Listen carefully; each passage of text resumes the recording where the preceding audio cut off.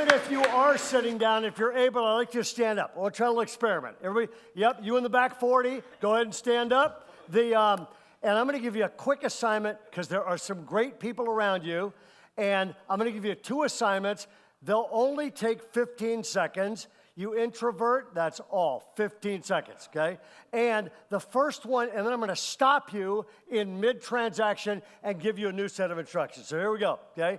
When I say go, I want you to say hi to at least 5 people that are near you. Move around, but I want you to say it like this. You're more important than they are, you're cooler than they are, and you're looking for somebody way more important to talk to. Ready, set, go. Say hi to 5 people.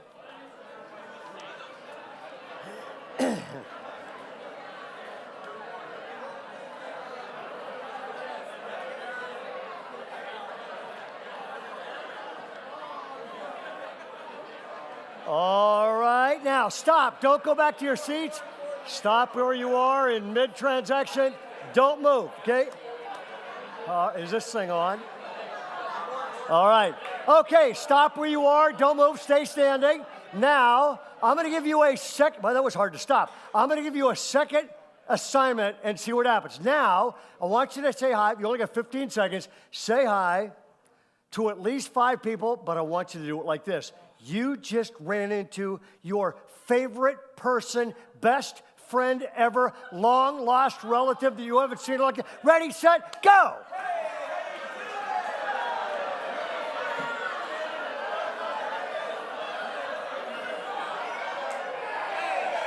You just ran into the best person ever. It's great to see you.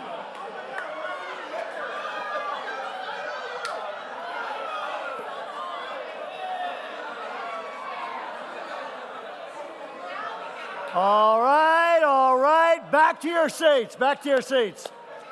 And by the way, could you give yourself a round of applause? Great job doing that. And if you're going number one, why did Ray start with a stupid game like that? 2 reasons. Number one is this. How many of you were on the train ride today?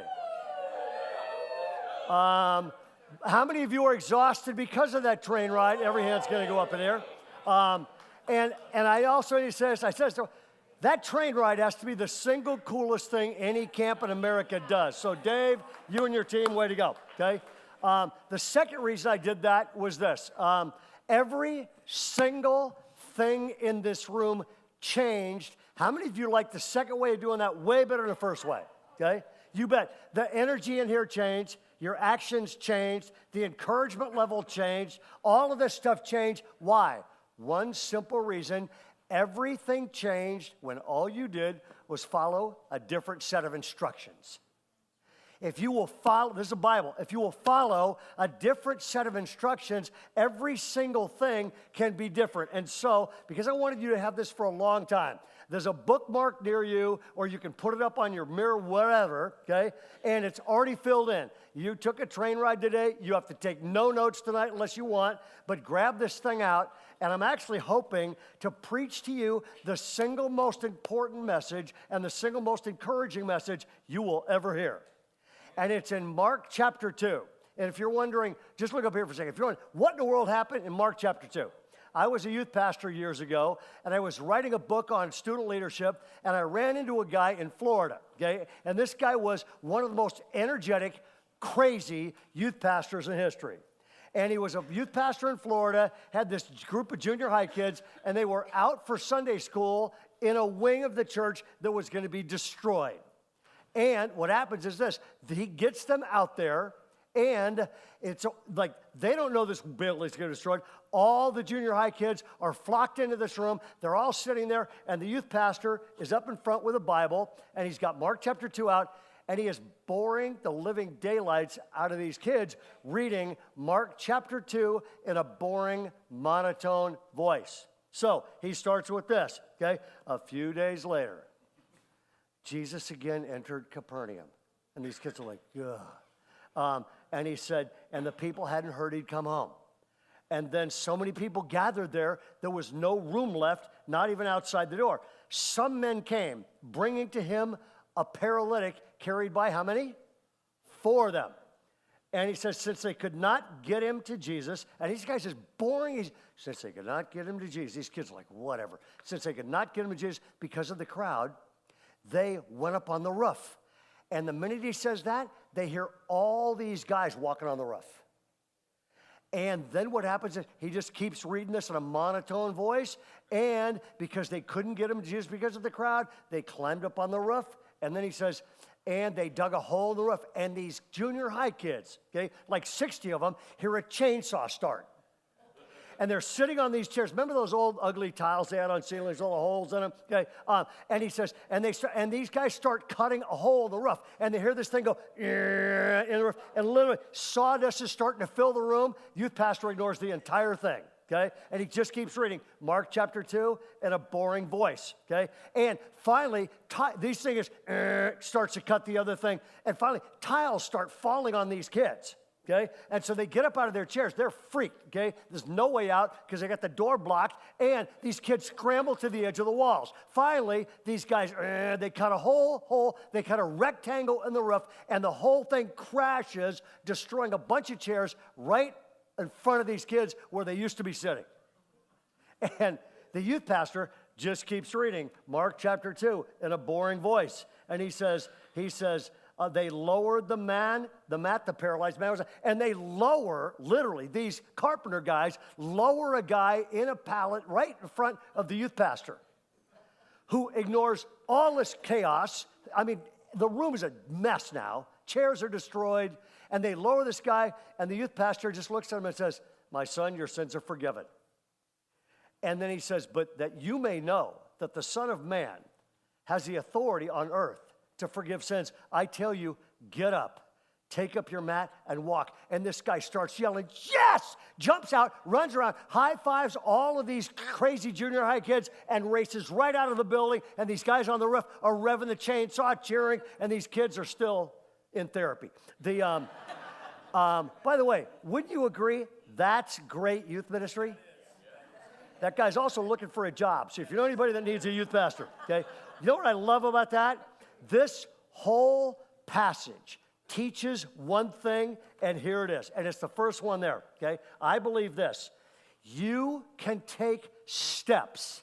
You can take steps and trigger a miracle in anybody at any time. Now, we don't do the miracle. Who does a miracle? God. But it was their steps. It was their persistence. It was their, you'll see this, it was their faith. It was their expectation. It was their willingness to not quit. It was their willingness to destroy church property, okay? It was their willingness to take steps. And I believe this with all my heart. I said it last night. The way God works then is the way God works now. And they took 4 steps, and it was never the same. So I'm going to do this fast. I'm going to walk around a little bit, keep some of you awake. But I actually believe this. All of us have people in our lives. All of us have people in our lives. You got kids. You got grandkids. You got friends. You got relatives. You got in-laws. You got outlaws. All of us have people in our lives that we would love to see God show up for them. We would love to see God doing something transforming for them. Okay, we had a guy a while back at Bayside, and this guy is outside after the service, a ton of people in the middle of the courtyard. I walk out there, and this guy, sharp-looking guy wearing a Granite Bay golf shirt, smoking a cigarette, and he's at our church, okay? And I walk out, and there's about 200 to 300 people in the courtyard. And I hear this guy yell, "Hey, Ray!"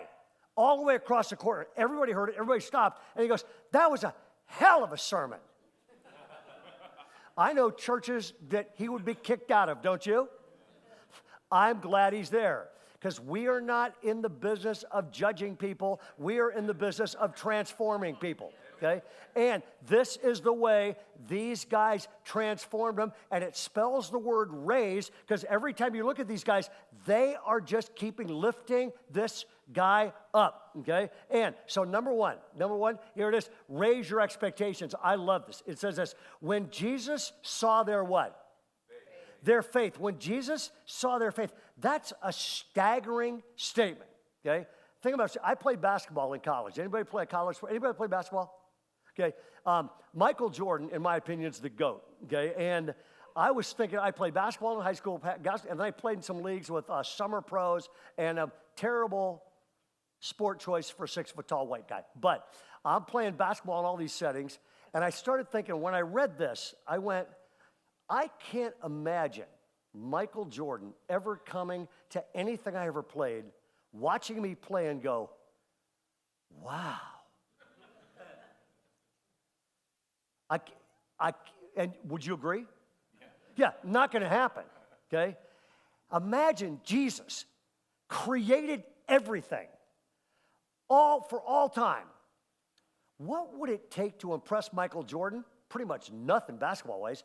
What would it take to impress Jesus? What would it take to attract the attention of Jesus? The only thing I can find in the Bible is this: Jesus was stunned by their faith. It says this, when Jesus saw their faith, because it was their faith that triggered a miracle. It was their expectation rising that triggered a miracle. It was their hope that triggered a miracle. It was their actions that triggered a miracle. And by the way, if you're really wondering what happened in this setting, these guys knew 3 things. If we can just get this guy in a setting where he would hear God's word, receive his forgiveness, and experience his power, he might never be the same. Why does Mount Hermon exist? So you can get in a setting and you can hear God's word, receive his forgiveness and grace, which then sets you free, and experience the power, and you walk out of here never the same again.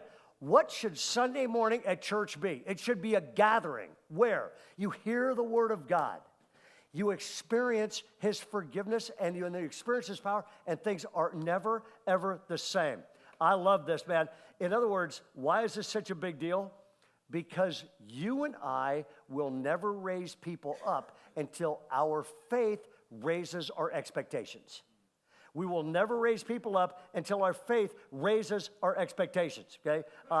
Another way to put it is this: Jesus believed impossible things were possible no matter what things were like right now. I'm always discouraged when I look at everything like it is right now. You in the same boat with me? I'm always discouraged with that, okay? Jesus believed impossible things were possible if my expectations raised. Maybe the best way to say this is this. The disciples, by the way, were a mess. We take tours, probably so do you guys. We take tours of Apostle Paul tours, and we end up in Rome, and we end up in all these different places. We do Israel tours, and I never forget that we're in Rome, and we're going to all these amazing places named after the apostles. Okay, St. Peter's Basilica, St. Thomas's Church of the Divine, all these amazing places named after all the disciples, and every time I'm there, I start laughing. I'm going, the disciples were a disaster, weren't they? Peter, always mouthing off, always bragging about how great he was, and always whacking off some guy's ear. That's Peter, okay? Anybody got Peter in your church? Anybody got him in your family, okay? Mouth's always open, foot's always in it. Anybody got Thomas in your... This is going to be great. Doubt it. Jesus looked at these 12 disciples, and by the way, if you've got kids or you've got grandkids or you've got any area of trouble, Jesus looked at them and said these words: follow me, and I will make you become fishers of men. Man, become is one of the most powerful words in the Bible. What was the difference between Jesus and me? Jesus saw every single one of us and every single person in terms of what they could become instead of what they're like right now. Find me a parent of a teenager, and they're looking at what their kids, I'll show you discouraged. Find me a parent who can set themselves free from the past and see their kids in terms of what they can become, and I will find you a parent that is more encouraged and then becomes encouraging. Make sense? Okay? This is seeing people in terms of what they can become. Number one is this: raise your expectations. The second one, now it doesn't stop there. The second one is this: anticipate obstacles. Anticipate obstacles. I love this. These guys go, this is going to be amazing. Let's get this guy to Jesus. A miracle's going to happen. The first shot they have at getting him to Jesus is a complete failure. Every time I try something and it doesn't work the first time, I What do? I quit. I know people are going, we just wrecked our marriages for 17 years. We're going to go to counseling. We went once, didn't work, we're out. Their first shot at getting into Jesus. So what do? They can't get into Jesus. They don't let failure stop them. What do? They climb up on the roof. They dig a hole in the roof, proving that destruction of church property is helpful sometimes. Then they lower them down right in front of Jesus, and the thing they were hoping for, in other words, they anticipate obstacles, but they didn't let them stop them. Almost everything you're ever going to do in life is going to have obstacles, okay? We start this church in Granite Bay, and it starts to flourish, and so we go, we have got to build a building. We end up getting land on a major 4-lane road connected to the freeway. On one side of us is an office complex. Across the street is a rental yard, and then, so we're going, well, let's get permission, and let's build a church right here. I've never seen anything like it. We go in to get permission to build a church. It was World War III. Granite Bay is a pretty wealthy community, and there are a lot of people that did not want anything built there, especially our church, okay? And now, it has started in Granite Bay. I lived in Granite Bay. We'd always been in Granite Bay, but man, I tell you, and it was World War III. I show up to church. I mean, there are big meetings, uproar, all this kind of stuff. The media's there, okay? And it was just an absolute mess. And so what happened is this. I arrive at church one day, and outside, like we're meeting at Granite Bay High School, and outside there are anti-Bayside Church protesters picketing our worship service. I mean, it's just crazy. And it got so crazy, it got dangerous. We had to move a couple families out of their house. I had to have private security. It was nuts. Okay? But that day we arrived, and there's anti-Bayside protesters picketing our worship services, and they're passing out anti-Bayside leaflets. One of the things in there said, if this church gets built, the ozone hole will get bigger above Granite Bay, and we will all die of cancer. Actually in there, okay? And so what happened, now, what does the Bible say we're supposed to do with our enemies?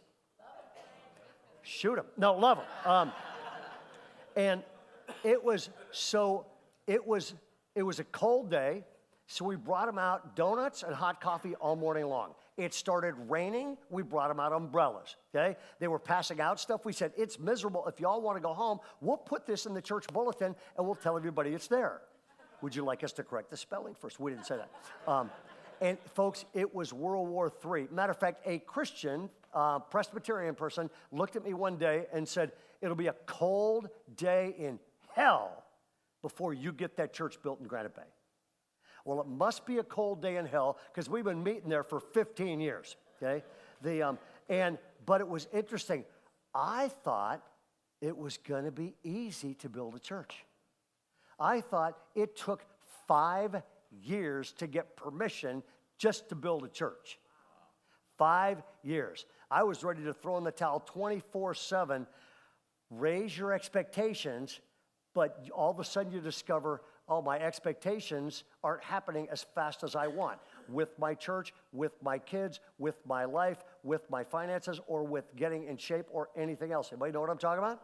Yeah. Okay? And it's anticipate, because if you're taking notes, this is worth writing down. If you assume it's going to be easy, you will quit when it's hard. Yeah. If you assume it's going to be easy, you will quit when it's hard. And I'm going to say this. Does anybody have kids here? Anybody have kids? Okay? Let me back that up. Anybody have kids under 5 years old? Oh, that's why you're here, huh? All right, childcare. Anybody here you have elementary age kids? Where are you? Awesome. How many of you have teenage kids? Wow, look at that, Dave. We'll have a prayer meeting and healing service for you afterwards, okay? Is anybody going, we have college age kids? Okay, yeah, a lot of the expenses weren't in the catalog, were they? Okay, did any of you raise kids, but they're gone? Anybody? Starting to cheer for themselves. Anybody going, we have raised kids, they were gone, now they're back. Anybody got that? Yeah, we have those boomerang kids. And then, does anybody here, we raised kids, now they're gone, and we have grandkids. Where are you? Good. What I'm going to do is I'm going to explain to you why parenting, number one, raise your expectations. You could raise them all day long, get a bunch of faith. The problem is this, there's going to be some obstacles, and I'm going to do a little mini adolescent development survey of you. Why do all kids act like they do at whatever stage they are? Right now, I'm writing 3 books on parenting. The theme is raising G-rated kids in an X-rated world.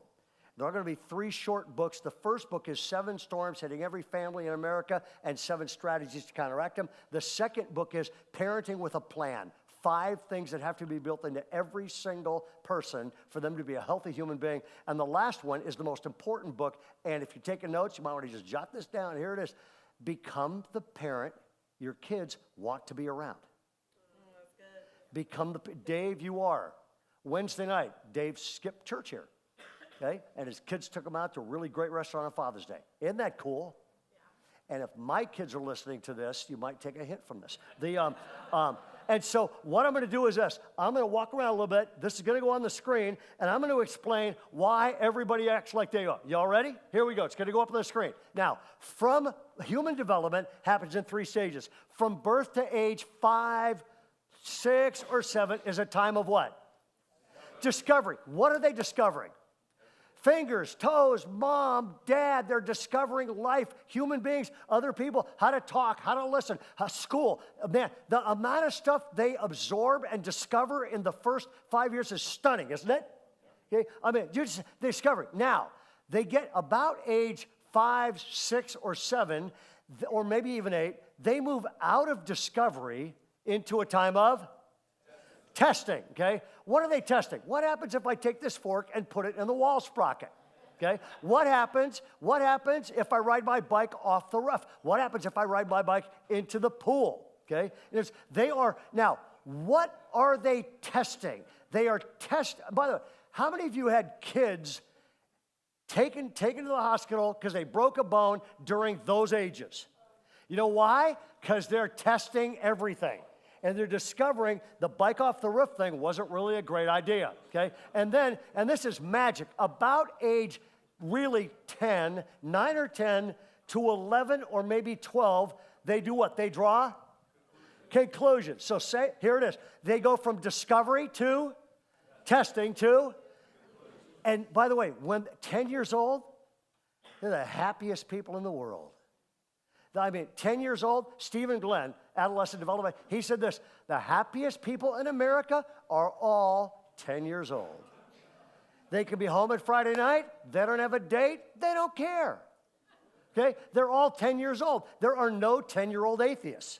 Okay? He says, man, 10 years old, it's awesome. Matter of fact, how many of you parents, be honest, how many of you going, when your kids were 10, you would look at them and go, don't grow up. If there were a drug, mom's still cool, dad's still cool, parents still cool. I mean, we still got them conned. I mean, it's awesome, okay? How many of you know what I'm talking about? Everybody in here? And it's this great stage in life. They're the happiest people in America until one tragic thing happens. What is it? Puberty hits.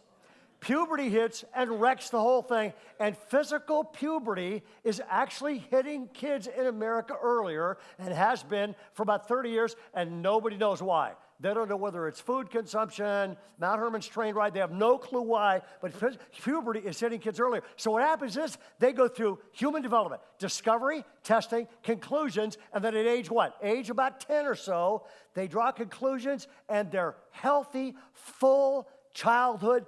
They're in. Now, puberty hits, wipes the whole thing out. Now, so what happens is this. They come swinging into adolescence on the childhood trapeze.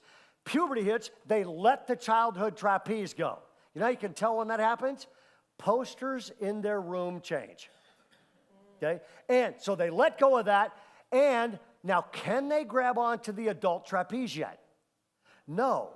Because they have to go through the same 3 stages to enter full adulthood that they did to enter full healthy childhood. So here they go. Back, it hits, the whole thing goes out the window, they let go of that trapeze, and they reach for the adult trapeze, but it's going to take a while. So from about age 11, 13, maybe 14, they go back into a scheme of what? That's basically middle school and junior high.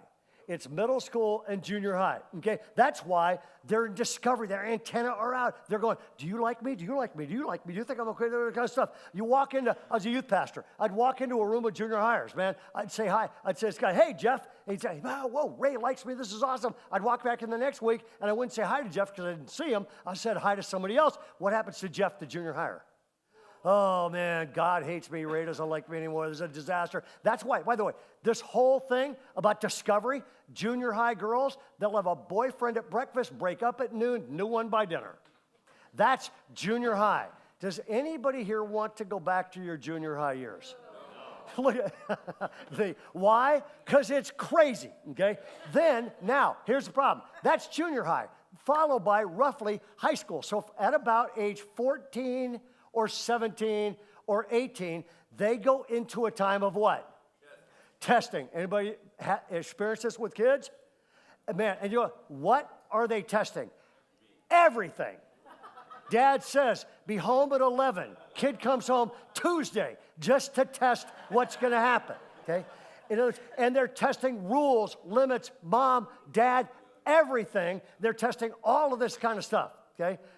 That's why we tell people never put junior high and high school at the same retreat. Because if you get up and you announce the rules, all the junior high kids go, okay, and all the high school, you just give them a list, their to-do list for the week. And so it's like parents are crazy. And then what happens is they go in the third phase, hopefully 18 or age 80 sometime, and they draw conclusions and they move into full healthy childhood. Now, why is this such a big deal? Two things. Number one is this. The teenage years are a time of transition, usually not a time of arrival. Make sense? So if your kids are that age, give yourself a break. Yeah. God's wired them up to test. Now, I think it's helpful if one of the great things about bringing them to Mount Hermon, okay, they will test them with all kinds of stuff because they're going to test. The church has just got to be really good at helping kids test other things. Yeah. Make sense? The other one about this is this. How many of you have teenage kids? Raise your hand. Good. Okay, here, get off your back. Get off your own back. God had two perfect children, put them in a perfect environment, and they still screwed their life up. So if God couldn't get this right, maybe we're not going to have a problem-free ride either. Does that make sense? So give yourself a break and let go. Does this make sense? Yeah. Which means I've got to raise my expectations, but I've also got to realize, especially when it comes to parenting, I've got to realize, man, I got to anticipate obstacles. However, if you assume it's going to be easy, you are going to quit when it gets hard. I'll tell you later what happened when my oldest son flunked out of college, okay? And so we'll come back to that in a minute. Number one, it's the word raise. Raise your expectation, anticipate obstacles. The third one is this, increase contact. I love some men came bringing to him a paralytic carried by 4 of them. And I love this. They go and they pick this guy up, and when it doesn't work, they stay close to him. If you're taking notes, here's another one. The closer you are to a person, the greater your potential for impact. The closer you are to a person, the greater potential. I spend a lot of time talking to folks at Bayside or some other place, and they'll come up and tell me, and usually there's no easy answer. However, I'm telling parents 24/7, whatever you do, try to maintain the relationship. Yeah. Try to maintain the relationship. In other words, increase contact. Okay? And it may be in a whole bunch of different ways. For example, my daughters, okay? We have 2 boys, identical twin daughters. Most girls, a psychologist told me one time, get the inner way they look at life from the opposite sex parent, okay? And so I pretty much went, oh, my wife's gonna have to work really hard to raise these girls, but here's my dad job. I gotta convince these girls that I just think they're the greatest thing on planet Earth. And so we went on daddy-daughter date nights all the time. Matter of fact, we went on school date nights, you know. And I remember when the movie Ice Age came out? Okay, I took him to see Ice Age. We stopped by Taco Bell and bought a whole bunch of stuff and snuck the food into the theater. Yeah. Has anybody done that? Yeah, good. That's good stewardship. And so we still bought the $60 thing of popcorn, so I didn't feel that bad. And we were eating during the first part of Ice Age. You check with my daughters, they're like, Dad, what an idiot, man. The burrito leaked all over his pants. And so we're sitting there, and the whole last part of the movie on a Tuesday night when the first Ice Age came out, Christy's in this arm and Leslie's in this arm, and I'm watching this movie, and I'm literally going, there was nowhere else on planet Earth I would rather be. And then, typically, you're close and then you escape. So, like, when I would get home when they were little, what happens? Dads, what happens when you get home and the kids are little? Yeah, their dad's home. They run over and hug you. What happens when you get home and they're teenagers? Nothing. So I'm like, I'm going to flip the script. I owe them back. So now whenever they come over, I jump out of the chair, I look at them and go, you're not too cool to give your dad a hug, and I never let them stop hugging me, boys or girls. And then they got used to it, so now they're mildly okay with it. But the more you invest in them, and so then, same thing with high school. We went out, same thing, they went to college, and about every 3 months or so, I would fly down and we'd do a daddy-daughter date weekend somewhere. Because the closer you are to your kids, the greater your potential for impact. Make sense? And now, our kids aren't perfect. The parole thing's working out. But the closer you are to your kids. The next one is this.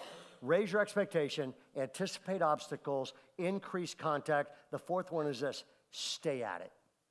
Stay at it.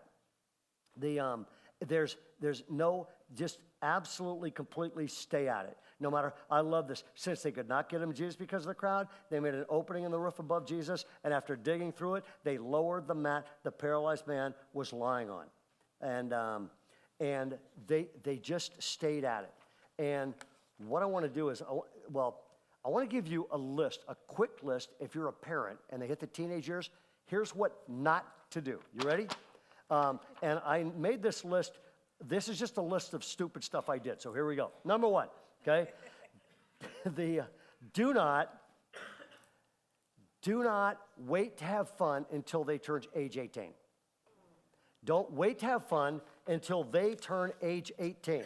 It's just not, it's not going to be helpful. I know a lot of parents are going, oh no, they just became a teenager, and I'm going to be as uptight as I need to be, so they'll fall in love with my faith.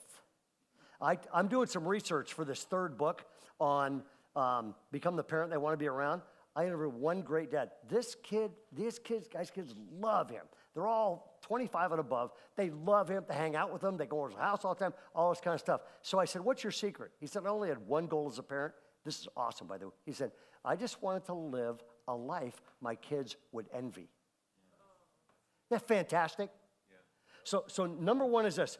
Don't delay living until they turn 18. Have fun. Take your spouse out on dates. Just continue to do the kind of stuff that fills you up and you enjoy life. They will see that, and then your faith's attractive. Okay. Second one is this. Do not lose your cool. Do not lose your cool. Okay. Parents, by the way, are great at, oh, sorry, somebody in there. They're staring at each other in the front row. They do not lose your cool. Teenagers are great at making their parents blow up. It's a sport. They invite all their friends over. Watch mom. They push a button, mom explodes. It's like a game, okay?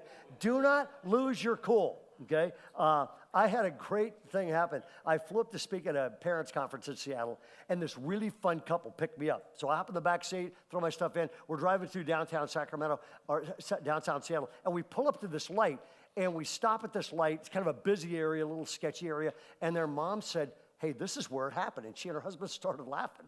And I said, what? And she said, last week I was here with my too cool for life teenage daughter. And I'm driving down the road, and I looked out the window, and I saw something, and I went, honey, duck! And I took my daughter, pushed her down, threw a newspaper over, and sped about 3 blocks down. My daughter's down there. She almost started crying. She goes, is somebody, what do you have, a gun? Whatever. Her mom pulls over. Her daughter says, you can get up now. Her mom says, you can get up now. Daughter goes, what? And her mom said, honey, I'm so sorry. I just saw a friend of mine there, and I couldn't bear to be seen with my teenage daughter. Is that great or what? Do not try that on. Next one is this. If you do not let your kids intimidate you.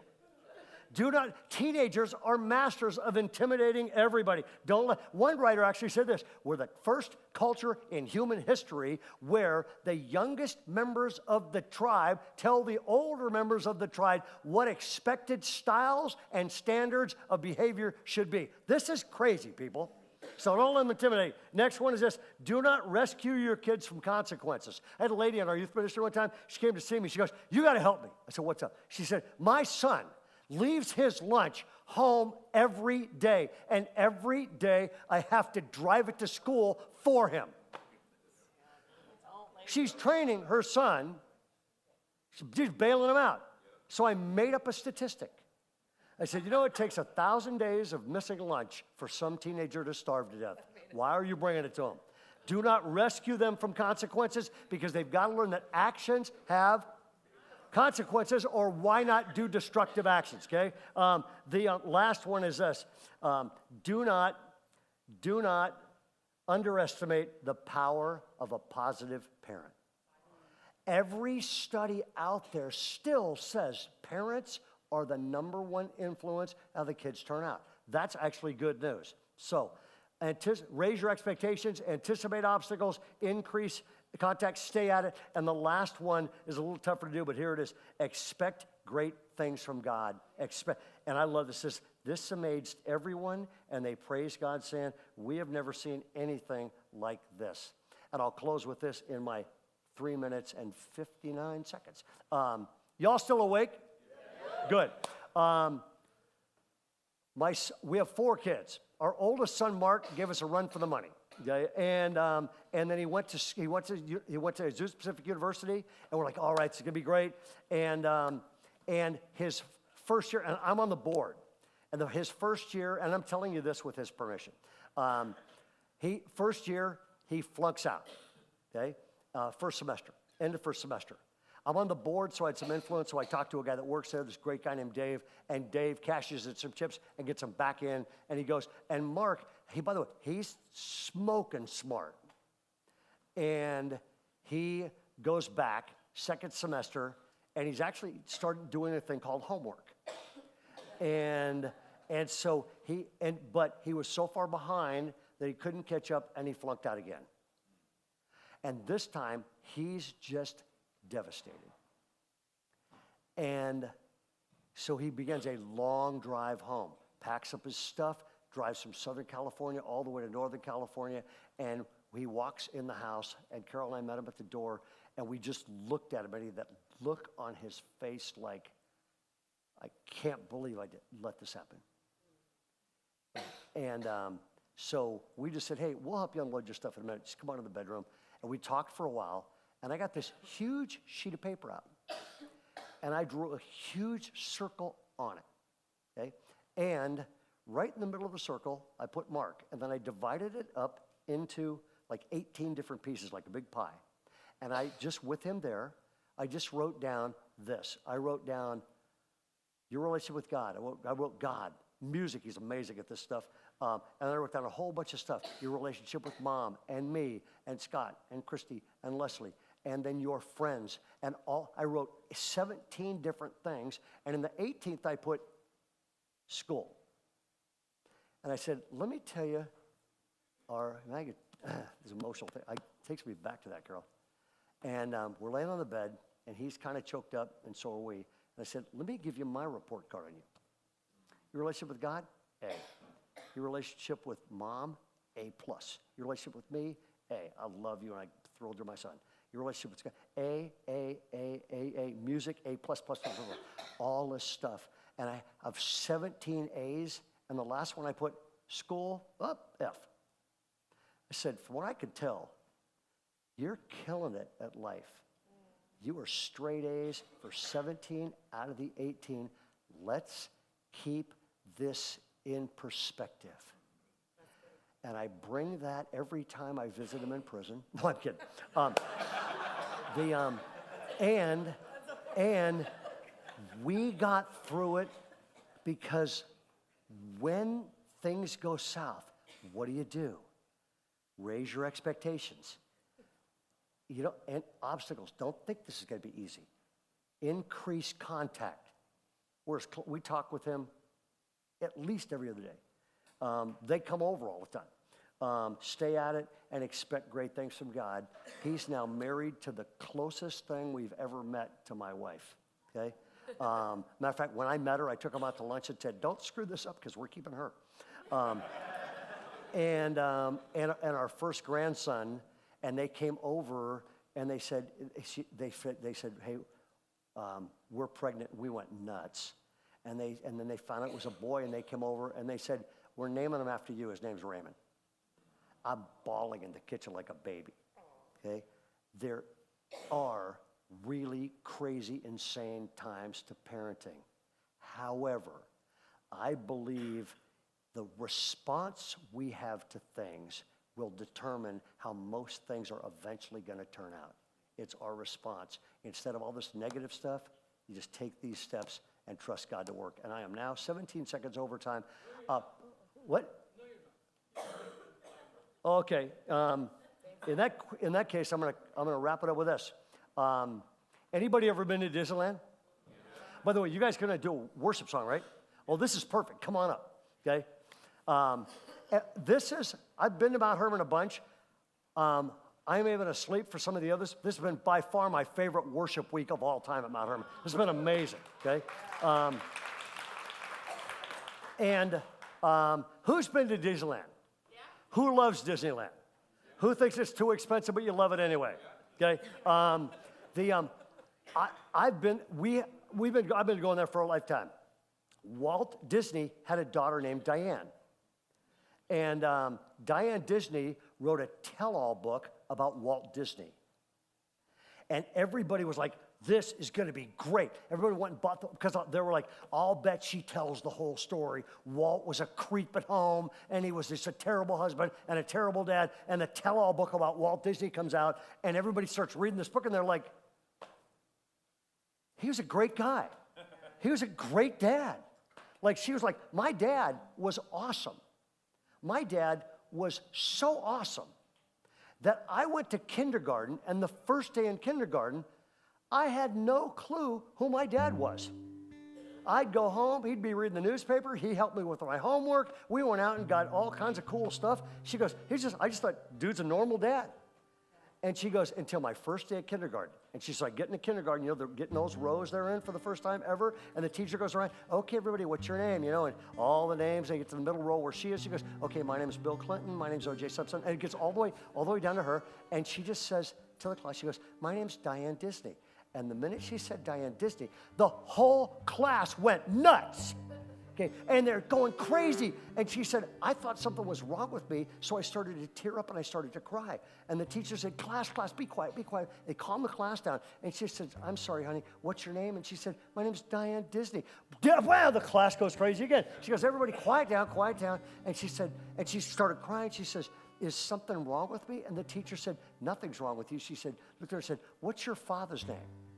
My father's name is Walter. The class goes A-level bonkers, okay? And then what happened is the teacher goes, all right, everybody calm down, calm down. And Diane Disney, now she says, I'm crying. And I look at the teacher. And she says, I looked at the teacher and said, is something wrong? And the teacher said, no, honey, there is absolutely nothing wrong with you. The class is just really excited for you and possibly for themselves. And she's like, why? And she said, honey, you're Walt Disney's daughter. Yes, I'm Walt Disney. No, she said, you're Walt Disney's daughter. Disneyland Disney, that's yours. Mickey Mouse and Goofy, those are your pets. You are Walt Disney's daughter.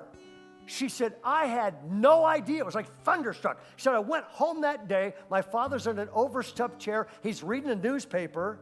And I looked at my father. She said, I tore the newspaper out, put my little hands on my little hips, looked right at him and said, you never told me you were Walt Disney. And this is awesome. She said, I walked around in a daze for a month, here it is, stunned by who my father was. Shouldn't that be our ultimate condition? shouldn't be we walk around not depressed by what my kids are or depressed by what the government's doing, but we should be walking around as believers occasionally just stunned by who my Father is. So if you would stand up right now, shut everything else out, let's worship, but pay attention to this, and let's be stunned by who our Father is. All God's people said, amen.